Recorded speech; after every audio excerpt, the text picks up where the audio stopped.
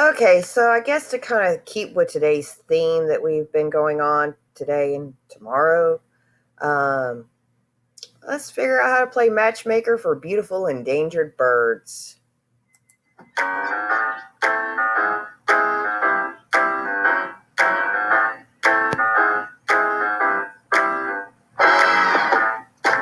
Great crown cranes are monogamous.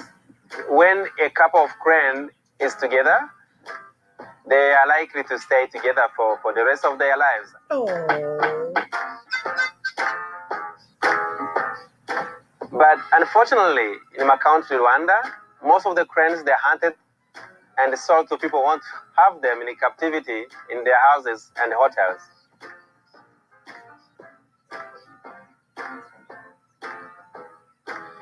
And this means a huge number of cranes does not get a chance to choose the right partner.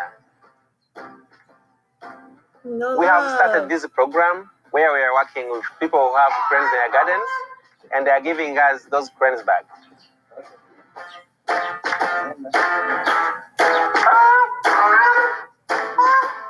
Prior to transferring them to their natural habitat, we do quarantine to make sure they are healthy. Because we mix cranes from different houses, we've seen so many cranes like starting to bond.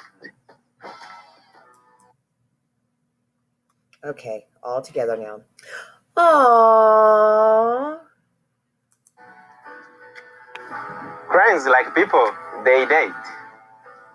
And to choose a partner, it's a long process. Cranes will start a series of calls, and then they start like bobbing their heads up high, and they will start doing a lot of jumps. They jump and they call together.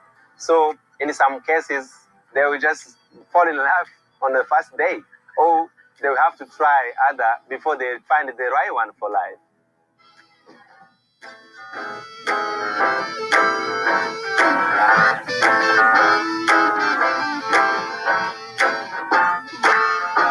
So our project is giving a second chance to those cranes that were once in captivity to choose the right partner and contribute to the world population of great crown cranes by breeding and producing some chicks.